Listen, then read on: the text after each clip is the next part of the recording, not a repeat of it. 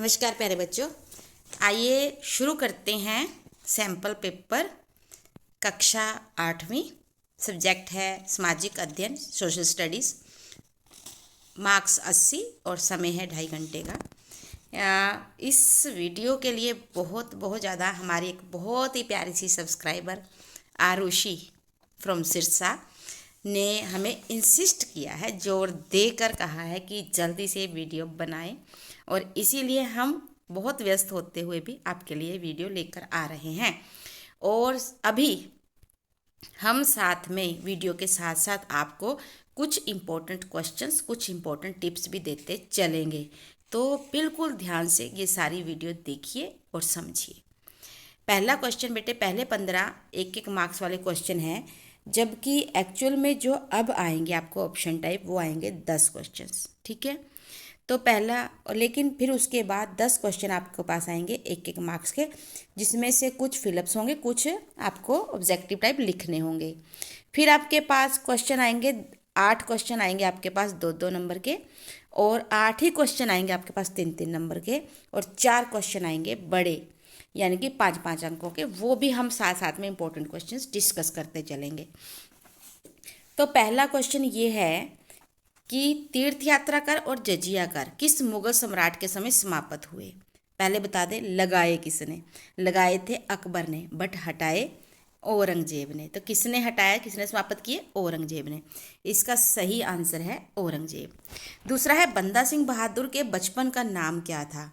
उनके बचपन का नाम लक्ष्मण देव था, जबकि उन्हें माधव दास के नाम से भी जाना जाता है, उन्हें बंदा बैरागी के नाम से भी जाना जाता है, उन्हें लक्ष्मण देव के नाम से भी जाना जाता है, उन्हें बंदा सिंह बहादुर के नाम से भी जाना जाता है। नेक्स्ट क्वेश्चन है, छापा मार गुरिल्ला प्रणाली की नई शैली जो थी वो किसने विकसित की? वो शिवाजी ने, छत्रपति शिवाजी ने विकसित की थी। नेक्स्ट है, चूड़ामन के नेतृत्व में किस राज्य का गठन हुआ? तो इसका सही आंसर है जाट राज्य का। भारत में आने वाली प्रथम यूरोपीय शक्ति पुर्तगाली, कौन सी शक्ति थी? पुर्तगाली। नेक्स्ट है, 1857 की क्रांति के प्रथम शहीद कौन थे? मंगल पांडे। उसके बाद है, कृषि किस प्रकार की क्रिया है? कृषि एक प्राथमिक क्रिया है। ठीक है, अगर उद्योग आ जाए द्वितीयक, अगर कोई बैंकिंग या टीचिंग आ जाए तो तृतीयक। किस दस्तावेज में देश को चलाने के नियम होते हैं, जिस दस्तावेज में, उसे क्या कहते हैं? उसे संविधान कहा जाता है। उसके बाद है, भारतीय संसद के अंग उपरोक्त सभी, क्योंकि उसमें राष्ट्रपति भी शामिल है, उसमें राज्यसभा भी शामिल है और उसमें लोकसभा भी शामिल है। उसके बाद है क्वेश्चन नेक्स्ट कि घरेलू हिंसा अधिनियम कब लागू हुआ? देखिए, बना 2005 में, लेकिन लागू हुआ 26 अक्टूबर 2006 को। उसके बाद नेक्स्ट क्वेश्चन है, भारत का सर्वोच्च न्यायालय कहाँ स्थित है? इसका सही आंसर है दिल्ली। फिर है, आदिवासी समुदाय का धर्म कौन सा होता है? जनजातीय। उसके बाद नेक्स्ट है, निम्नलिखित में से कौन सा समुदाय हाशिए पर जीवन जी रहे समुदाय हैं? यानी कि जो वैल्यूलेस हैं, हाशिए पर होने का मतलब है जिनकी वैल्यू कम हो जाती है, और उसमें सभी आ जाएंगे, उपरोक्त सभी, दलित भी, आदिवासी भी और मुसलमान भी। उसके बाद नेक्स्ट है, प्लासी का युद्ध कब हुआ? इसका सही आंसर है 1757। निम्नलिखित में से कौन मानव निर्मित संसाधन है? देखिए, झरने प्रकृति ने बनाए हैं, जंगल प्रकृति ने, वर्षा प्रकृति ने, पर हमने क्या बनाया? हमने औषधि बनाई है। तो औषधि एक मानव निर्मित साधन है, संसाधन। नेक्स्ट है, जपजी साहब डैश द्वारा लिखित है? गुरु नानक देव जी। ठीक है, जपजी साहब किसने लिखी है? गुरु नानक देव जी ने। सवाई राजा जय सिंह ने डैश नगर को अपनी राजधानी बनाया? इसका सही आंसर है जयपुर। नेक्स्ट है, रैयत शब्द का क्या अर्थ है? रैयत का अर्थ होता है किसान। पेटेंट, पेटेंट तो होता है किसी चीज़ पर अपनी बनाई वस्तु पर कॉपीराइट लेना। ठीक है, अपने नाम करवाना, जो अपनी वस्तु है उस पर अपना कॉपीराइट लेना ही क्या होता है? पेटेंट होता है। किस शहर को भारत का मैनचेस्टर कहा जाता है? इसका है अहमदाबाद। किस फसल को सुनहरा रेशा कहा जाता है? जूट को या पटसन, दोनों में से आप कुछ भी लिख सकते हैं। झूठ या पटसन। भारत का राजधर्म क्या है? कोई नहीं, भारत का कोई राजधर्म नहीं है। सुलभ इंटरनेशनल किस चीज़ के निर्माण पर बल देता है? तो शौचालय, इसका क्या आएगा? शौचालय। नेक्स्ट है भोपाल गैस त्रासदी कब हुई? 2 दिसंबर 1984 को। न्यूनतम वेतन कौन तय करता है? न्यूनतम वेतन सरकार तय करती है। नेक्स्ट है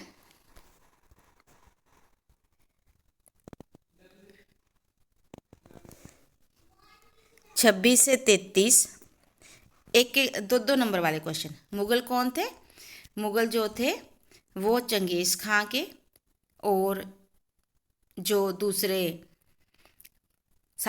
हमलावर थे तुर्क से, उनके वंशज थे, या हम कह सकते हैं कि मंगोलों के वंशज थे। और ये कौन सी भाषा बोलते थे? तुर्की। जजिया कर क्या है? गैर मुसलमानों पर लगाए गए कर को जजिया कर कहते हैं। गैर मुसलमानों पर लगाए गए कर को क्या कहा जाता है? जजिया कर कहा जाता था। इसी के साथ बेटा आप इम्पोर्टेंट क्वेश्चंस में रानी दुर्गावती का, जैसे दारा शिकोह ना, दारा शिकोह कौन था, तो ऐसे ही आपके पास रानी दुर्गावती और शिवाजी महाराज के बारे में भी पूछा जा सकता है कि वे कौन थे, रानी दुर्गावती कौन थी और शिवाजी महाराज कौन थे, ये भी पूछा जा सकता है। दारा शिकोह कौन था? शाहजहां का सबसे बड़ा पुत्र, या हम कहें औरंगजेब का सबसे बड़ा भाई, जो कि एक नेक दिल इंसान था, दारा शिकोह था। फिर है संसाधन किसे कहते हैं? प्रत्येक वस्तु जो हमारी आवश्यकताओं को पूरी करे उसे संसाधन कहते हैं। जैसे कि कॉपी, पेन, किताब, पेड़ पौधे, ये सब संसाधन है।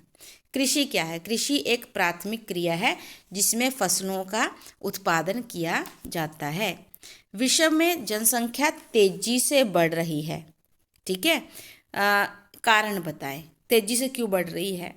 ठीक, तो इसमें क्वेश्चन एक बहुत इंपॉर्टेंट क्वेश्चन अक्सर मैं बच्चों को करवाया करती थी पिछले साल, क्योंकि पिछले साल थी मेरे पास 8th, कि जनसंख्या का असमान वितरण क्या है? असमान वितरण का मतलब होता है किसी जगह पर तो बहुत ज़्यादा लोग रहते हैं और किसी पर बहुत कम रहते हैं, उसका क्या कारण है? मुझे लगता है आपके नोटबुक में भी ये क्वेश्चन जरूर लिखा होगा, क्योंकि अभ्यास का प्रश्न है, आपको वो भी कर लेना चाहिए। तो फिर है भारत में लौह अयस्क उत्पादन में अग्रणी 4 राज्यों के नाम बताएं जहां अच्छा खासा लोहा होता है, जिसमें आप बिहार का नाम लिख सकते हैं, झारखंड का, छत्तीसगढ़ का, पश्चिम बंगाल का, ये सारे नाम। फिर उसके बाद हाशियाकरण से आप क्या समझते हैं? किसी एक या एक से अधिक समुदायों का मुख्य धारा से हटकर अलग चले जाने को हाशियाकरण, यानी कि वैल्यू कम होने को हम हाशियाकरण कहते हैं। आजकल इसी में जो है बहुत सारे कुछ इंपॉर्टेंट क्वेश्चन और जो ऐड हो सकते हैं, वो हो सकते हैं आपके के हाशियाकरण के ऊपर।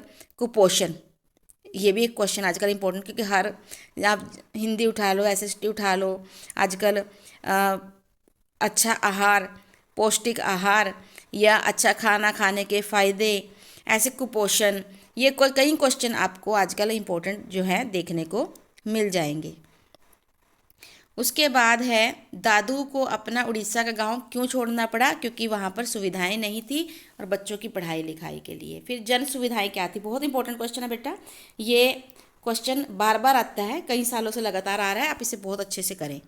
आपके स्कूल में जो छुट्टियां होती हैं वह किस किस धर्म और क्या किस किस त्यौहार पर होती हैं? उन त्योहारों के नाम लिखें। कितना आसान क्वेश्चन है, आप कोई भी 4-5 छुट्टियां लिखिए, वो किस धर्म से रिलेटेड। जैसे ईद है, ईद इस्लाम से है, होली है तो हिंदू से है, गुरुपुर्व है तो सिख से है, अगर क्रिसमस है तो ईसाई धर्म से रिलेटेड है ना। ऐसे शगुन और निर्गुण भक्ति धारा, शगुन जो ईश्वर का साकार रूप में मानते हैं, निर्गुण जो परमात्मा को निराकार रूप में मानकर भक्ति करते हैं, उनको बोलते हैं निर्गुण भक्ति धारा। इसके प्रमुख संत, शगुन में आप मीराबाई का नाम लिख सकते हैं, चैतन्य महाप्रभु का लिख सकते हैं। निर्गुण में आप कबीर जी का नाम लिख सकते हैं, गुरु नानक देव जी का नाम लिख सकते हैं। उसके बाद है जाटों द्वारा मुगलों का प्रतिरोध का वर्णन करें, कि जाटों ने मुगलों का प्रतिरोध कैसे किया। अब इस क्वेश्चन की बात करें तो इसमें आप जितने भी प्रतिरोध वाले पॉइंट्स थे, जैसे कि क्वेश्चन होंगे मराठों का, ठीक, जाटों का जाटों द्वारा मुगलों का प्रतिरोध, मराठों द्वारा, रानी दुर्गावती द्वारा, या ये क्वेश्चन काफ़ी इंपॉर्टेंट क्वेश्चनों में माने जाते हैं बेटा। तो ये क्वेश्चन शिवाजी के द्वारा, संभाजी के द्वारा, ये क्वेश्चन आपने याद करने हैं, ठीक है। उसके बाद है राजपूत स्त्रियों के चारित्रिक गुण, यानी कि राजपूत स्त्रियों में जैसे कि साहसी होना, बहुत काम करना, घरेलू कार्य में दक्ष होना, वीरांगना होना, लड़ाई युद्ध में निपुण होना, अपने पति के साथ खड़े होना, ये सब। फिर है स्थानांतरित खेती का वर्णन करें। ये भी बहुत बहुत इंपॉर्टेंट क्वेश्चन है, ये बिल्कुल नहीं छोड़ना आप लोगों को, ये आ सकता है। उसके बाद है कौन सा उद्योग प्राय आधुनिक उद्योगों का मेरुदंड कहा जाता है। तो इसमें लोहा इस्पात उद्योग जो है वो आधुनिक उद्योगों का मेरुदंड कहा जाता है, क्योंकि ये उद्योग जो है आधारभूत है। दूसरे उद्योगों में भी ये जो है वहाँ पर भी इस उद्योग की बहुत ज़्यादा वैल्यू है। अगर एक लोहा इस्पात उद्योग मशीनें बनाएगा तो उसी से तो आगे चलकर दूसरे उद्योगों में काम चलेगा ना, इसीलिए। उसके बाद जनसंख्या वितरण को प्रभावित करने वाले कारक, तो ये क्वेश्चन आप की कर लीजिए। 1857 की क्रांति के लिए उत्तरदायी कारण कौन कौन से थे, आप ये कर सकते हैं। हवा, पानी, मिट्टी प्रदूषण के कारण बताएं, और इन प्रदूषण को रोकने के लिए आप क्या कर सकते हैं। इसके अलावा अगर हम इम्पोर्टेंट क्वेश्चंस की बात करें तो एक तो मराठा की उत्पत्ति और विकास, और एक सिख धर्म की उत्पत्ति और विकास, ये 2 क्वेश्चन इंपॉर्टेंट हैं। इस बार आप चाहें तो एक तो मौलिक कर्तव्य है हमारे संविधान के, और हमारे संविधान की विशेषताएं और मौलिक अधिकार, ये भी क्वेश्चन जरूर याद करके जाएं। इसके अलावा आप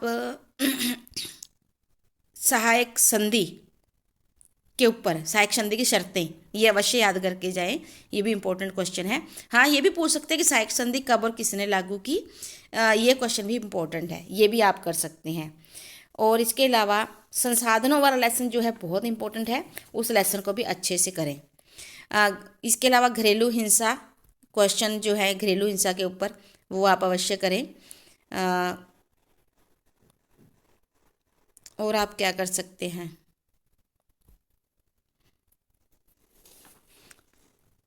औरंगजेब के ऊपर, कि औरंगजेब ने का प्रतिरोध अलग अलग समुदायों के द्वारा किस प्रकार किया गया, आप उसे भी अवश्य करें। तो ये मुझे लगता है कि ये वीडियो आपके लिए काफ़ी उपयोगी रहेगी। एटलीस्ट आपको कुछ ना कुछ 5, 10, 15 क्वेश्चन देखने को ज़रूर मिलेंगे। आपका फ़ायदा ही होगा बेटा, पैटर्न आपने समझ लिया है, एक अंडरस्टैंडिंग का लेवल बनता है। और इसी उम्मीद के साथ कि आप अच्छे से तैयारी करेंगे, जम के तैयारी करेंगे, खूब आपके मार्क्स आएंगे, और फिर मुझे बताएंगे, ज़रूर बताएंगे। उस ढेरों आशीष के साथ thank you, have a nice day, God bless you.